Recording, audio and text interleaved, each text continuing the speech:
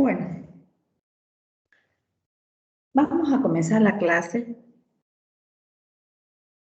hablando de la segunda enfermedad exantemática que nos toca ver, que es la rubiola, que en sí dentro del cuadro clínico es una enfermedad muy benigna, pero podría ser muy grave si se presenta en paciente embarazada.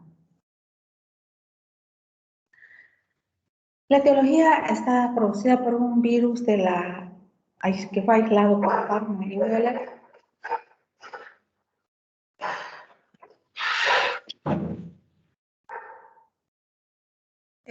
Parpan y esperen un momento.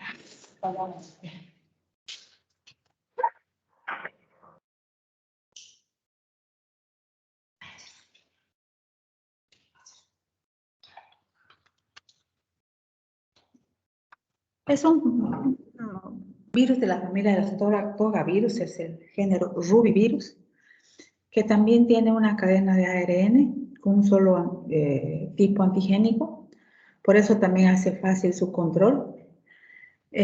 No tiene reacciones cruzadas con otros miembros de este grupo. Se la conoce con varios nombres. Rubiola es uno, alfombrilla, sarampión alemán o sarampión de los 3 días.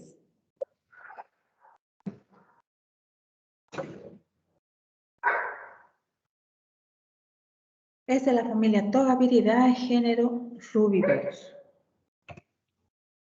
Tiene un diámetro de 50-70 nanómetros, es un virus ecosaédrico con envoltura. Las espículas contienen las glucoproteínas que están asociadas con la hemaglutinación. El virus generalmente se multiplica en el citoplasma de la célula infectada.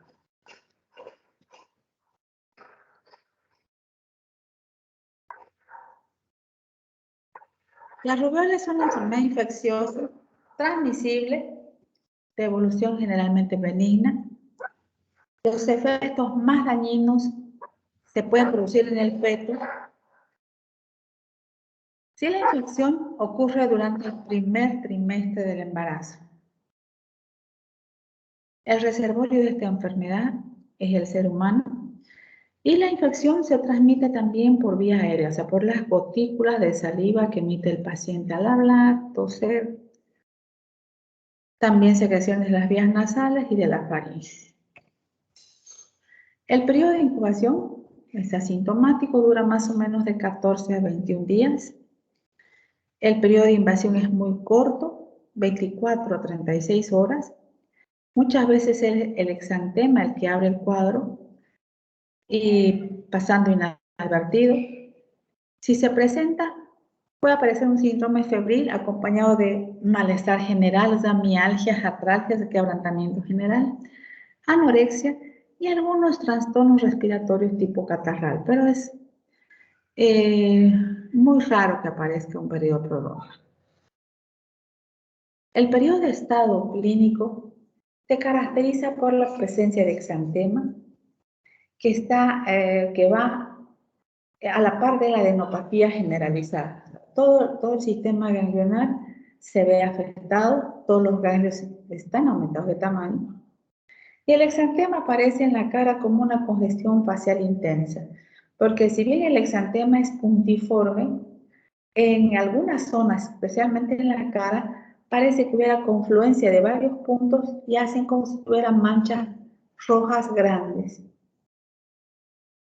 Por eso se habla de que hay dos tipos de exantema: morbidiforme, que sería muy parecido al que aparece en el sarampión, y escarlatiniforme, el que aparece con manchas rojas.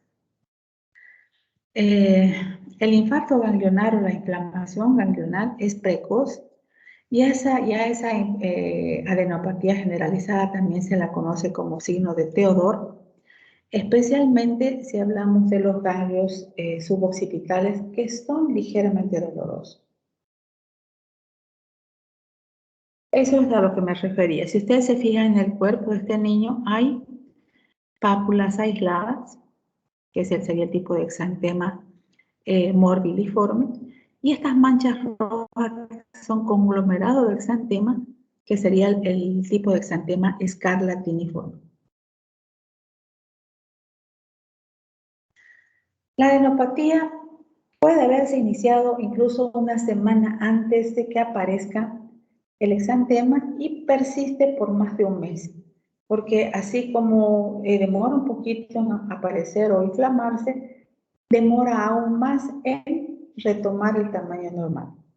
La esplenomegalia es precoz, obviamente si es el sistema linfático el que está afectado, el vaso es también un órgano linfático y por eso que se presenta la esplenomegalia también. La fiebre no es muy elevada, dura más o menos de 24 a 96 horas. El periodo de convalecencia transcurre sin mayores alteraciones. Queda todavía un síndrome que es el adenomegálico, es adenoesplenomegálico, porque todos los ganglios siguen inflamados, incluso el vaso. Y para que retome su tamaño normal, requiere más o menos de 2 a 4 semanas. Entonces podemos decir que la enfermedad en su periodo clínico es muy corta y la convalecencia es muy larga. Entonces, tenemos además dos posibilidades de adquirir la infección. Y por eso hablamos de la rubeola propiamente dicha, que es la que se adquiere por la vía, por la cadena epidemiológica natural, o sea, en la transmisión de persona a persona. Esa es la rubeola propiamente dicha. Y tenemos la rubeola adquirida por vía transplacentaria, que nos da la rubeola congénita. ¿Por qué hacemos esta división? Porque la rubeola propiamente dicha es una enfermedad muy benigna. Transcurre muchas veces sin provocar mucha molestia. Incluso la paciente puede tener la idea de que tiene un proceso de tipo alérgico por el exantema que desaparece y la paciente queda tranquila. Muchas veces no es consciente de que tuvo rubeola. Ahora, si hablamos de la rubeola adquirida por vía transplacentaria, sí tiene una importancia vital porque si la paciente embarazada contrae la rubeola en el primer o segundo trimestre, va a provocar alteraciones en el desarrollo del producto de ese embarazo. Es otra imagen con el exantema. Entonces, ¿qué va a producir la rubeola adquirida por vía transplacentaria? Generalmente afecta la audición, o sea, si se adquiere en el primer trimestre, la sordera está presente en el 89% de los pacientes. Cardiopatía congénita también en el primer trimestre. Claro que esa debemos esperar un poquito más para tener la certeza de que es una alteración al desarrollo, porque la cardiopatía congénita que se presenta es la persistencia del ductus arterioso. Entre los defectos oculares tenemos cataratas, microftalmia, glaucoma, retinitis, hepatoesplenomegalia, púrpura trombocitopénica. El bajo peso es un indicador importante, o sea, generalmente la paciente puede tener un embarazo a término y el niño es más pequeño de lo que debería ser. Encefalomielitis y meningoencefalitis. Esas son las secuelas que podría dejar la patología en el producto de ese embarazo. Ahora vamos a ver las que se presentan de acuerdo al trimestre al que se ha afectado. Entonces, si se presenta en el primer trimestre, el contagio se produce en el primer trimestre del embarazo. Entonces hablamos de la tríada de Gregg. Ahí tenemos 85% de riesgo de transmisión. ¿Qué quiere decir esto? Que de 100 pacientes que se enferman de rubeola en el primer trimestre del embarazo, 85% van a transmitir la rubeola al producto. Los defectos las alteraciones de desarrollo que van a producir Defectos oculares como cataratas se presenta el 35%. Auditivos, la sordera en este caso, en el 90% de los pacientes. Malformaciones cardiovasculares, la persistencia del ductus, 30%. No sé si ustedes se acuerdan lo que es el ductus arterioso. Se presenta, o sea, está presente de forma normal en el periodo de vida uterina. O sea, cuando está en el periodo fetal, el ductus arterioso colabora para la oxigenación de la sangre. ¿Por qué? Porque mientras el niño está dentro del útero, no existe la respiración pulmonar. Entonces, la sangre que llega al ventrículo izquierdo es todavía sangre no oxigenada que pasa a través de la aorta y luego a través de la aorta al ductus arterioso, el resto que viene por el ventrículo derecho. Les voy a mostrar una imagen en la práctica. Entonces pasa que hay una comunicación entre el callado de la aorta y la pulmonar, que va a permitir que la mayor cantidad de sangre vaya a través de la vena umbilical hacia la placenta para su oxigenación y vuelva por el otro lado a través de la vena cava. O sea, la circulación durante el periodo fetal es invertida al inicio. Entonces, normalmente, cuando se produce el nacimiento y el niño comienza a respirar, aumenta la presión en el lado izquierdo y la comunicación que había entre las aurículas, por ejemplo, por ese aumento de presión, se cierra, o sea, ya se convierten en dos aurículas totalmente independientes. El ductus arterioso también se cierra, entonces se cierra esa comunicación entre la aorta y la pulmonar. Algunos casos demora un par de días en cerrarse ese ductus arterioso. Y en este caso, si estamos hablando de un pacientito que adquiere la rubiola por vía transplacentaria, ese ductus arterioso permanece abierto y va a dar problemas de oxigenación. También tenemos la probabilidad que se presente microcefalia. O sea, no el cráneo es más pequeño y el cerebro no puede crecer. Puede haber encefalitis, retardo de crecimiento intrauterino, lo que les decía, el niño es más pequeño de la edad gestacional y puede estar acompañado de hepatoesplenomegalia también. En el segundo trimestre la probabilidad de transmisión desciende del 85% del primer trimestre, baja a un 35% de probabilidades. Entonces ahí tenemos, también está afectada la audición, pero en este caso no hay una sordera total, sino hay una hipoacusia. Entonces el niño escucha poco, pero escucha. Puede haber púrpura trombocitopénica, retardo psicomotor. Entonces el niño que demora más tiempo en sentarse, demora más tiempo en aprender a caminar. Otras manifestaciones que se pueden presentar son la hemólisis, la neumonitis, la miocarditis, ictericia, trombocitopenia, petequias, púrpuras, meningoencefalitis y miositis.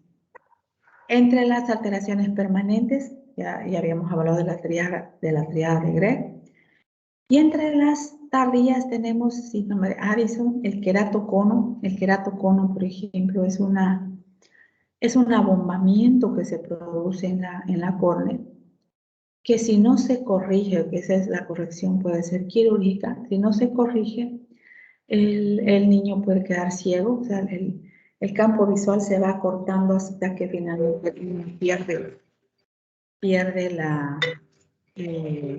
la vista. Minuto.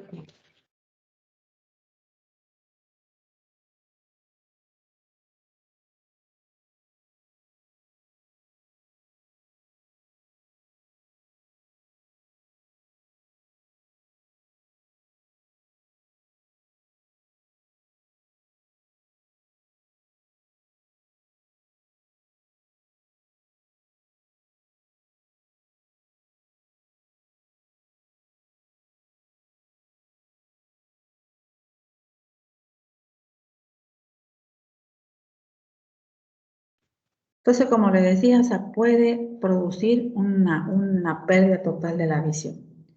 También se cree que podría ser una causa de la presentación de autismo en algunos niños, un desarrollo puberal precoz y también alteraciones tiroideas, o sea, en menor proporción en todo caso. Todas las alteraciones de desarrollo que presenta el recién nacido, la única que podemos visualizarla en el examen físico que se hace después del nacimiento es la catarata congénita. Después, la sordera no la vamos a poder detectar precozmente. La persistencia del ductus arterioso tampoco, porque como les dije, a veces demora de 1 a 2 días en cerrarse, otros se cierra inmediatamente y otros va a permanecer abierto. Es otro niño con catarata congénita. Entonces, como les dije, enfermedad de corta evolución, convalecencia prolongada de 4 a 8 semanas hasta que el paciente esté totalmente recuperado. ¿Qué vamos a encontrar en el hemograma? El hemograma nos revela leucocitosis de 10.000 a 11.000. Se instala rápidamente neutropenia, o sea, cuando tenemos una infección viral, los linfocitos van a estar aumentados. Y luego cesan al inicio. Posteriormente cambia completamente y hay una leucopenia durante el periodo exantemático. La prueba de inhibición de la hemaglutinación es el título menor a 1 en 10 es un paciente susceptible, un título 1 en 10 dudoso y un título mayor o igual es pacientes inmunes. Entonces es para la detección de la inmunidad que pueda tener cada persona. Las formas clínicas solamente se basan en el tipo de sarampión, de exantema que presenta, que puede ser tipo sarampionoso o con exantema escarlatiniforme. Enantema escarlatiniforme con exantema sarampionoso no voy a hacer mayor incidencia. Ustedes saben que hay dos tipos de exantema morbiliforme, que es muy similar que al que aparece en el sarampión, que son máculas y pápulas aisladas, y el exantema escarlatiniforme, que es un conglomerado de esas máculas o pápulas haciendo unas manchas rojas en lugar de pequeños puntos. Entonces no voy a hacer mayor hincapié en esto. Entonces, ¿cómo vamos a confirmar? Tenemos que buscar los anticuerpos inhibidores de la hemaglutinación, como habíamos visto en el síndrome biológico recién, que tiene para saber que el paciente tuvo la infección y ya es inmune, los títulos tienen que ser altos. Se puede hacer la prueba de ELISA también, la aglutinación en látex, la hemaglutinación pasiva y el inmunoensayo de fluorescencia. Todos estos estudios nos van a dar la certeza del diagnóstico. También los anticuerpos de inmunoglobulina M son detectables en los primeros días de la enfermedad y se considera de valor diagnóstico. Ustedes saben que cuando está presente la inmunoglobulina M, la enfermedad está activa en ese momento. Ya, si la que está más elevada es inmunoglobulina G, es solamente la historia de la enfermedad. Entonces, una paciente a la que se le haga el diagnóstico serológico de rubéola y salga con una inmunoglobulina G elevada, es una paciente que tuvo rubéola y el producto no corre ningún riesgo. A diferencia de si encontramos la inmunoglobulina M, en esos casos puede haber problemas con ese embarazo. Entonces tenemos el diagnóstico epidemiológico, o sea, la cantidad de casos que pueden estar presentes en la comunidad. El síndrome adenoesplenomegálico, que es característico, el exantema y el enantema que se presentan. El diagnóstico diferencial con el sarampión, ya sabemos cuál es la diferencia básica, o sea, la ausencia de periodo prodrómico, y también el hecho de que el exantema desaparece y no descama en la rubiola, como en el sarampión sí hay descamación. Con la escarlatina porque tiene otros parámetros más grandes que hacen que sea diferente. O sea, por ejemplo, en la escarlatina es lo que se denomina la lengua de fresa. La lengua está inflamada y bien parece una frutilla o una fresa. Y además también hay descamación. En este caso, en la escarlatina, la descamación es en colgajos. ¿Qué quiere decir eso? O sea, como habíamos dicho que son pápulas conglomeradas que hacen ver como manchas grandes, entonces la mancha completa se descama. Entonces, esa es otra diferencia importante. Con la mononucleosis, por la adenopatía generalizada, que ustedes saben que también presenta la mononucleosis. El exantema súbito, que es una enfermedad más corta aún que la rubéola, que son 24 horas de fiebre elevada, exantema y desaparece todo en 24 horas.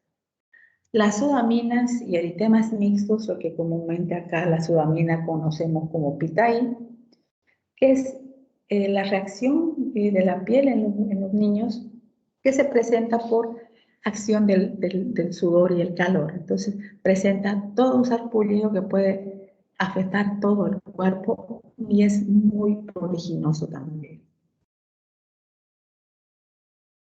Ahora, si estamos hablando de la paciente gestante, habíamos dicho que en el primer trimestre tiene un 85% de probabilidades de transmitir y 35% en el segundo trimestre.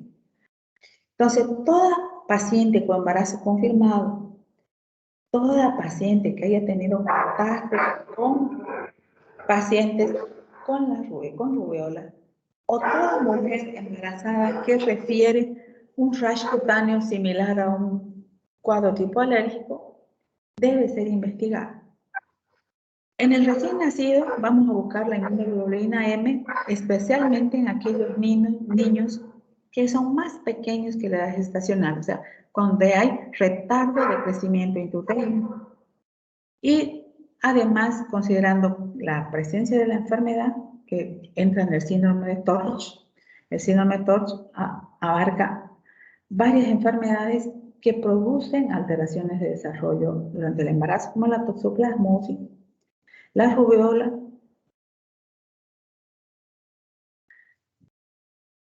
y el citomegalovirus también. Entonces son patologías que producen alteraciones de desarrollo y se las conoce como síndrome TORCH. Entonces, si encontramos en el recién nacido, pequeñito para la edad gestacional,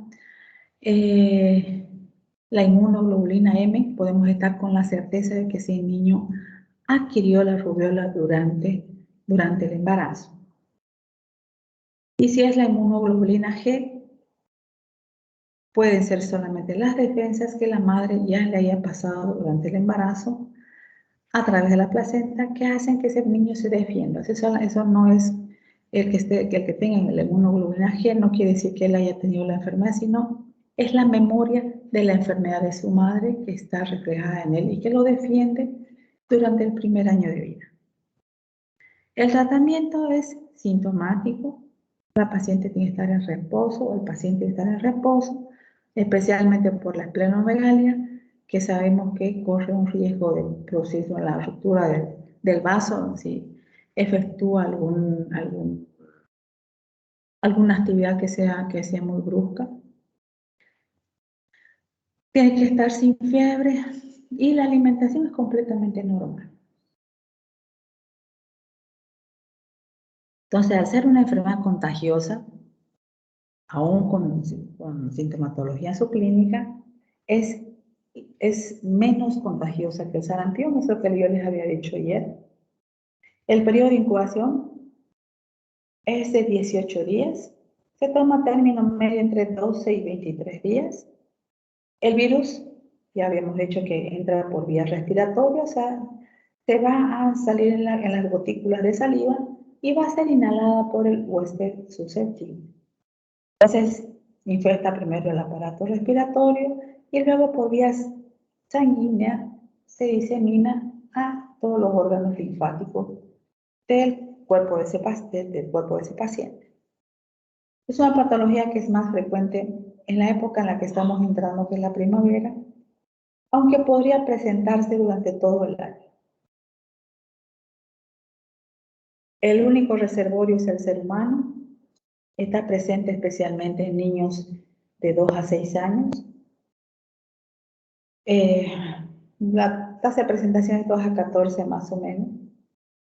Actualmente la vacuna ha sido altamente efectiva. Al ser un solo serotipo, la vacunación es muy efectiva. En el pasado generalmente se presentaba un caso de rubiola y todas las madres enviaban a sus hijas a que se contagien para evitar cualquier complicación posterior en su vida fértil. Excepcionalmente en lactantes, salvo que la madre no haya padecido la enfermedad, no tenga vacuna, entonces no pasa las defensas y esa podría ser la causa de la enfermedad.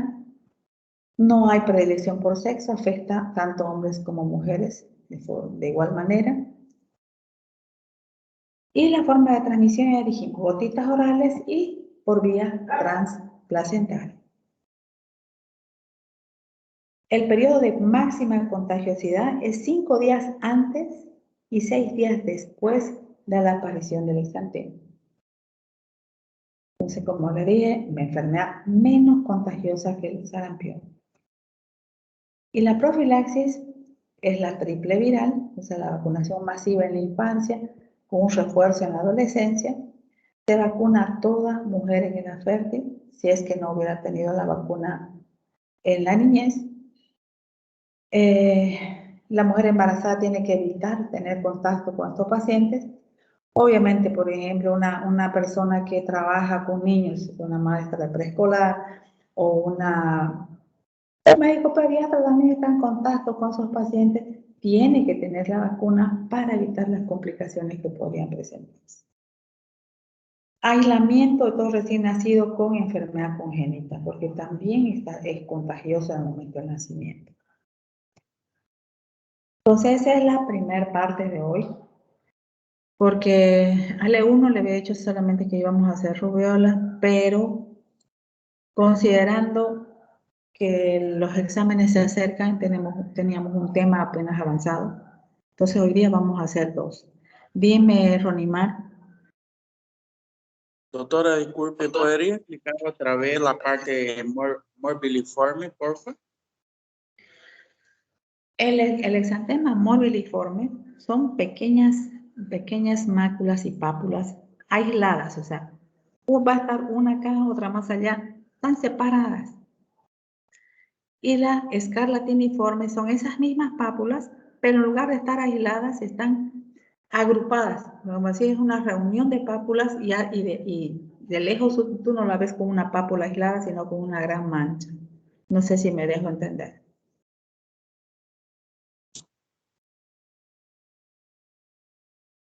Ronimar, ¿está bien así? Doctora. Sí, está bien. Aquí mi internet sí se puede mal en este momento. Gracias. Ay, ok. ¿Alguna otra pregunta?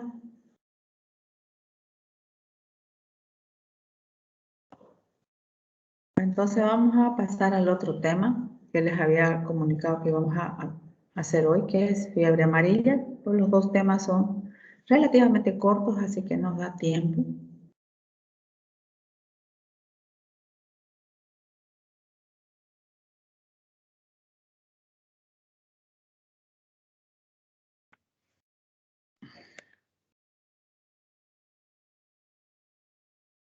Bueno, entonces la fiebre amarilla es una de las enfermedades vectoriales que nos toca ver. Que esta patología nos afecta especialmente porque invadimos el hábitat de los animales, o sea, donde nosotros no deberíamos estar, nosotros como seres humanos y depredadores estamos en todas partes. Y por eso es que de forma accidental adquirimos esta enfermedad y luego transmitimos en nuestro lugar de vivienda. Esta era una enfermedad que era exclusivamente de los monos. Tan es así que tienen su propio vector selvático. Entonces la transmisión iba de mono a mono. Al entrar nosotros, ya sea por cuestiones de agricultura, recolección de castaña, goma, qué sé yo, porque esta es una enfermedad propia de zonas tropicales, Entonces ese mosquito que normalmente solamente picaba monos, nos llega a picar a nosotros y nos transmite la enfermedad. O sea, la transmisión no es directa, o sea, por decir el mosquito pica a un mono infectado e inmediatamente pica a un ser humano que está por ahí y le transmite la enfermedad. No. El virus en el momento que ingresa en el intestino del mosquito, también tiene un periodo de incubación dentro del mosquito hasta que ese virus se traslada a las glándulas salivales del mosquito y en su siguiente alimentación, ese mosquito ya va a poder introducir el virus en su siguiente huésped. Entonces es una enfermedad viral transmisible, prevenible, curable y realmente de importancia y salud pública. Claro que actualmente podríamos decir que ha perdido el estrellato porque hasta hace 3 años atrás, antes de que empiece la pandemia, nadie podía viajar a zonas consideradas endémicas, vale decir Bolivia, Brasil, Perú también, Colombia, o sea, donde tenemos grandes selvas. Entonces, en esos lugares sí o sí tenían que tener la vacuna contra la fiebre amarilla. Entonces, es prevenible porque existe una vacuna muy efectiva. Esta enfermedad está causada por el flavivirus, es el virus de la fiebre amarilla. Es el virus amaril, el que va a producir la fiebre amarilla. Género flavivirus, es un pariente del virus del dengue, que también es un flavivirus.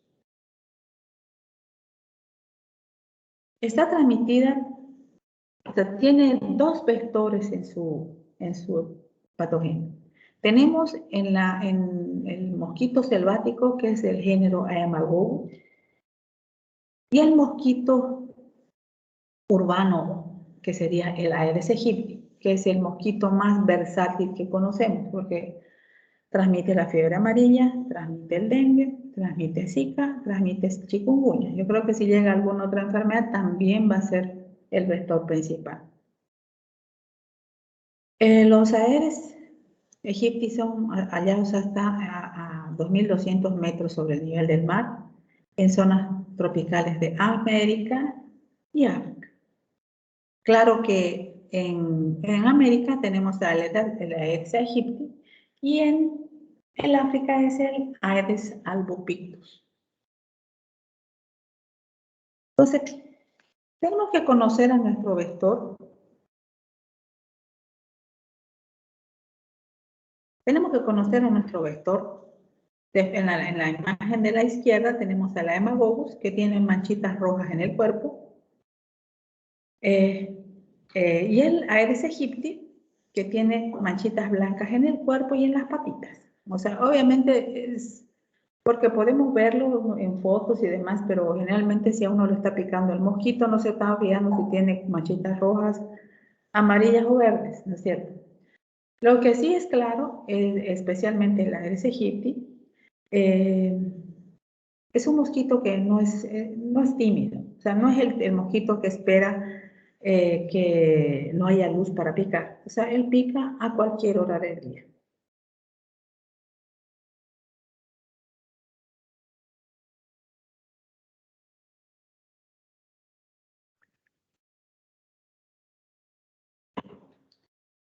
Porque hay otros mosquitos que esperan que uno apague la luz y comienzan a sonar, ¿no es cierto?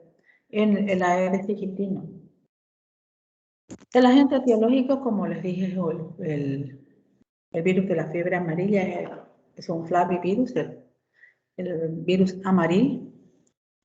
Es transmitido por un mosquito. El reservorio es el hombre en el área urbana y el mono en la zona selvática. Entonces, para su transmisión vamos a considerar 3 ciclos ecológicos.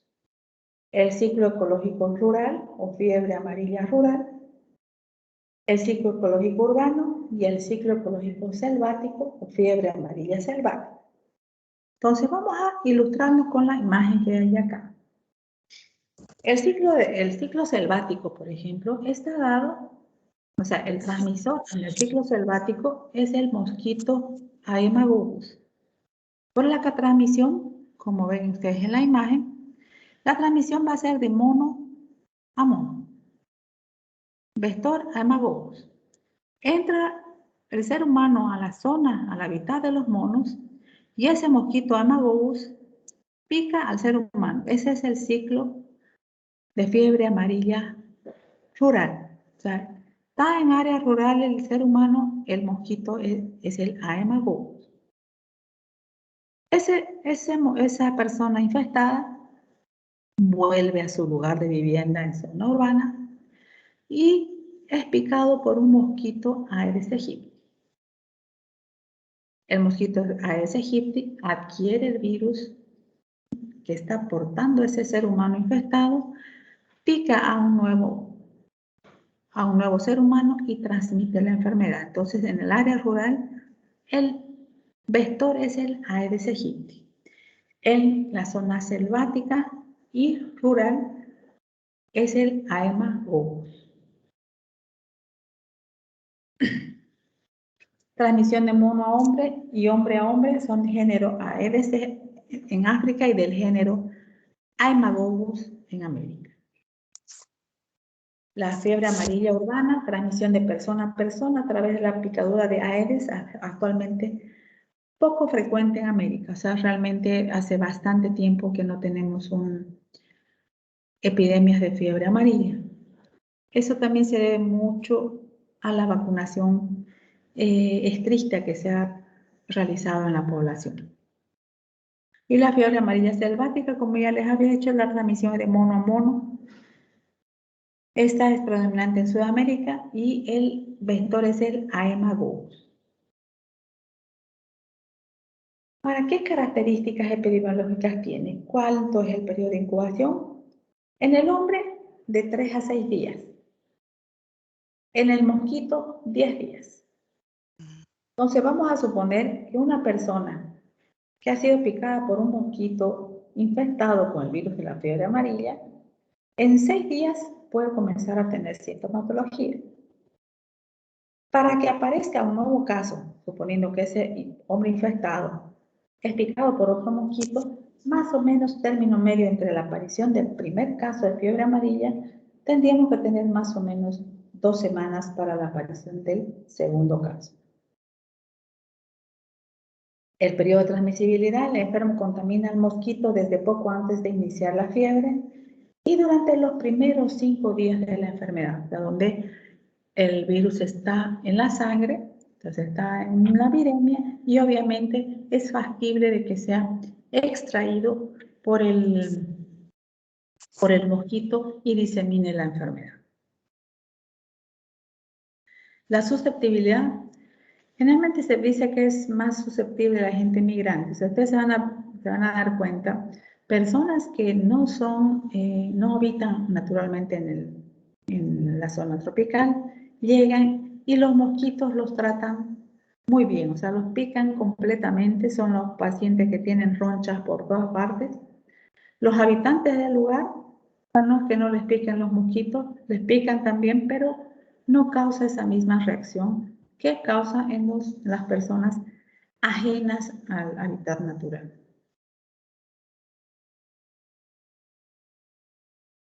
La distribución en África y América del Sur. En América del Sur está en Trinidad y Tobago, en el Caribe, Bolivia, Venezuela, Colombia y Brasil. Y también podremos decir en la selva peruana, porque también tenemos una zona selvática también en el Perú. Los síntomas, los que vamos a referir, son de un tirón de arriba para abajo, desde que comienza hasta que el paciente se muere. Pero tenemos, como vamos a ver más adelante, fases bien específicas. O sea, la fiebre es un síntoma presente siempre. El dolor de cabeza también, dolores musculares, el vómito. El vómito, la característica es un vómito negro, porque la alteración que se produce a nivel hepático por el virus provoca alteraciones hemorrágicas, y esas alteraciones hemorrágicas podrían producir una hemorragia gástrica, que es lo que va a dar origen a ese vómito negro. O sea, la sangre que sale en la cavidad abdominal, que por acción del jugo gástrico se coagula y el vómito que sale es negro. Característica: la cara, la lengua y los ojos rojos, la presencia de ictericia. Conforme va avanzando el cuadro, va dañando los órganos, especialmente el riñón, entonces va a haber disminución del gasto urinario, que va a producir una insuficiencia renal. Produce alteraciones a nivel cardíaco, o sea, arritmias también. Puede llevar al delirio, convulsiones, coma y muerte del paciente. Como les digo, esos son todos los que se van a presentar en un paciente que comienza hasta que se muere, ¿no es cierto? Pero no todos los pacientes van a llegar a ese estado de gravedad o a la muerte. Entonces, hay una etapa en la que hay un cambio. Entonces, vamos bien. Entonces, ya hemos dicho, el periodo de incubación va de 3 a 15 días. La duración de la enfermedad en caso de curación, más o menos 2 semanas, de 1 a 2 semanas. Entonces, tenemos 3 etapas importantes en la enfermedad. En la primera etapa, o etapa temprana, está presente el dolor de cabeza, las mialgias, fiebre, pérdida de apetito, el vómito negro y la ictericia. Entonces, ese paciente va a estar con esa sintomatología. Luego pasa a una segunda etapa conocida como etapa de remisión, donde la fiebre y todos los otros síntomas se van atenuando. La mayor parte de los pacientes aquejados de la enfermedad se recuperan en esta fase. Y unos pocos pasan a la siguiente etapa, que es la etapa de intoxicación, donde se produce disfunción multiorgánica, o sea, hay extravasación de plasma, hay insuficiencia hepática, hay insuficiencia renal, hemorragias, disfunción cerebral, shock y muerte. Entonces, la etapa de intoxicación es la fase más peligrosa y es en la que hay riesgo de vida de los pacientes que llegan a esa etapa.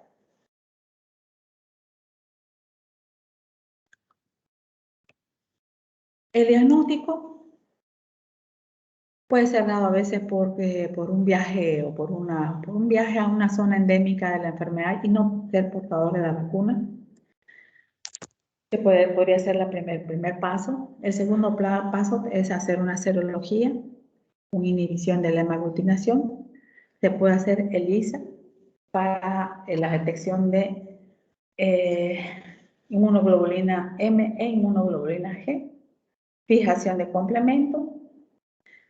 Obviamente tenemos que hacer, si el paciente vive en zona endémica, tenemos que hacer reacciones cruzadas con otros flavivirus, como ya habíamos dicho, el dengue o la encefalitis equina también, el dengue especialmente, en el suero para detectar las inmunoglobulinas cruzadas, o sea que podría ser de otro flavivirus. También podemos hacer aislamiento viral en células o ratón, o sea, en el suero de ratón. Se hace también la reacción en cadena polimerasa. Y también la inmunohistoquímica del hígado. El tratamiento es sintomático. No hay un tratamiento específico para la enfermedad, sí en la fase de intoxicación.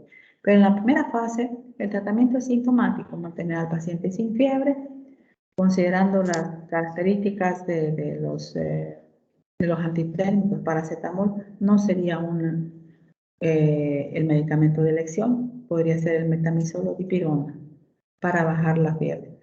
En este caso tampoco se indican aspirina o antiinflamatorios no esteroideos, porque al haber compromiso hepático hay también probabilidad que se produzcan fenómenos hemorrágicos, entonces no están indicados AINES ni aspirina. El paciente debe ser mantenido en reposo absoluto, aislado, no porque sea contagioso directamente, sino aislado para evitar que algún mosquito pique a ese paciente y se siga ampliando la contaminación. En la fase de intoxicación, como estamos entrando en un cuadro de shock prácticamente, hay esta sección de plasma, hay alteraciones hemodinámicas que condicionan la disfunción de todos los órganos, entonces tenemos que aumentar la volemia para evitar esa disfunción. Entonces vamos a colocar líquidos intravenosos para aumentar el volumen de sangre circulante. Podemos hacer lavado de plaquetas porque las plaquetas se bajan a extremos entre 30 a 40 mil plaquetas. Entonces, lavado de plaquetas para introducir en el paciente. Para la disfunción renal podemos hacer diálisis para evitar que el riñón se siga deteriorando aún más. Entonces, por ejemplo, si ustedes se encuentran un paciente portador de esta enfermedad, es notificación obligatoria, porque generalmente la aparición de un caso clínico puede condicionar a la eclosión de una epidemia. Entonces, debe ser de notificación obligatoria para que el sistema de salud tome las medidas necesarias en la zona donde aparece el caso, como es decir, la eliminación de vectores y demás, para evitar la progresión de la enfermedad. Y eso especialmente, o sea, puede ser que el paciente todavía no tenga sintomatología muy llamativa, pero viaje a zona endémica, ya te presentas fiebre, dolor de cabeza, dolores musculares, vómitos o ictericia, aislar completamente al paciente. La prevención, el uso de repelentes. Generalmente se dice que cuando uno está en zona endémica debe utilizar ropa de mangas largas, teóricamente para evitar la picadura de mosquitas. No es muy cierto. Tiene que ir generalmente acompañado. Tiene que ir acompañado del repelente, porque muchas veces el mosquito puede picar a través de la ropa. Entonces la ropa por sí sola no es protección. Y obviamente lo más importante, la prevención más importante es la vacuna. Toda persona que vaya a viajar, que vaya a ir a zona endémica, debe vacunarse por lo menos 10 a 15 días antes de entrar en zona endémica. O sea, muchas personas piensan que la vacuna es milagrosa, ¿no es cierto? Uno se vacuna y es inmune, y no es así. Nuestro organismo necesita tiempo para fabricar los anticuerpos necesarios para protegernos de esa enfermedad. Entonces, no podemos viajar a zona endémica al día siguiente de habernos vacunado, porque las probabilidades de que contraigamos la enfermedad son grandes. Entonces, ya saben, de 10 a 14 días antes del viaje, la persona debe tener ya la vacuna. Esta vacuna antiguamente se decía que tenía solamente una protección por 10 años. Actualmente se sabe que no necesitamos hacer refuerzos cada 10 años. O sea, tiene duración indefinida. O sea, nos produce inmunidad permanente. Obviamente el uso de repelentes mosquiteros en zonas endémicas es ideal para evitar el contacto directo con los mosquitos. Aquí tenemos pacientes que están siendo vacunados. Actualmente se vacuna con jeringa de insulina. Antiguamente se vacunaba con pistola. O sea, era una pistola donde tenía todas las dosis, entonces entraban, desinfectaban y disparaban. Y así la vacunación era mucho más rápida también. Bueno, ese es el segundo tema de hoy. Si tienen ustedes alguna pregunta. Estoy aquí para contestarles lo que ustedes quieran preguntar.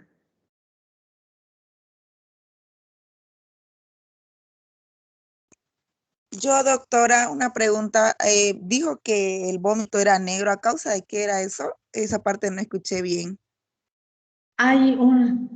Como dijimos, la enfermedad provoca fenómenos hemorrágicos. Puede haber sangrado por diferentes partes y obviamente también se puede presentar sangrado gástrico. Y si hay un sangrado a nivel de estómago, la acción del jugo gástrico coagula esa sangre y al producirse el vómito ya está coagulado, entonces sale un vómito negro. Por eso se produce el vómito negro. Ah, ya, gracias, doctora. Doctora, ¿y eso cómo podemos tratarlo? El tratamiento es sintomático. O sea, la mejor forma para que esto no se presente, la mejor forma para tratar esto es vacunarse. O sea, para evitar estas enfermedades la vacuna. Entonces, es imperativo el vacunarse. Pues el tratamiento es sintomático. Solamente si entra en la fase de intoxicación, ya tenemos que tratar como a un paciente con un shock. O sea, tenemos que aumentar la volemia para evitar el daño multiorgánico que se produce.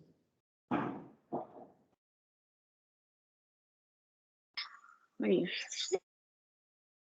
¿Alguna otra pregunta?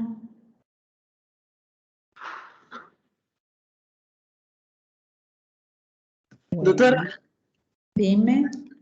por conta da assistência, eu não puse minha assistência, mas eu estava na classe toda. Ya, voy a bajarlo a la asistencia de la plataforma. No hay problema, Bárbara. Yo también, doctora. También, doctora. No. Doctora, la transmisión selvática, ¿cómo se daba? La selvática se da, el contagio es de mono a mono. Vamos a suponer que el ser humano no entra en ese esquema. Entonces el mosquito infestado pica un mono, se contamina el mosquito y después del periodo de incubación pica otro mono y se transmite la enfermedad. Entonces ahí la transmisión es de mono a mono y el vector es el mosquito Haemophilus. Gracias. ¿Alguna otra consulta? Doctora, ¿qué complicaciones tendría posiblemente una persona, una mujer embarazada en caso se contrae la fiebre amarilla? ¿Podría producirse un aborto como produce fenómenos de tipo hemorrágico? ¿Podría producir un aborto? Alteraciones en sí del desarrollo no hay, pero sí podría presentarse un aborto.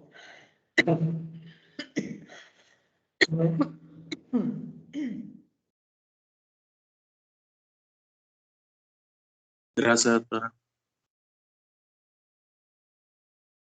Además que, obviamente, si esta paciente entra en periodo de intoxicación, o sea, corre el riesgo de vida ella y el producto también. O sea, ambos podrían morir. ¿Alguna pregunta más?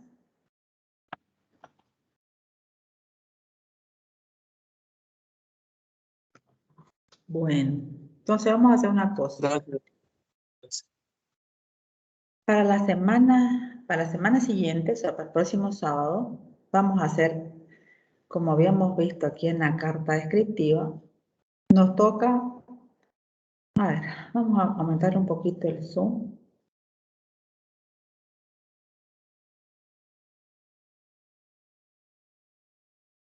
Entonces, de momento, hemos avanzado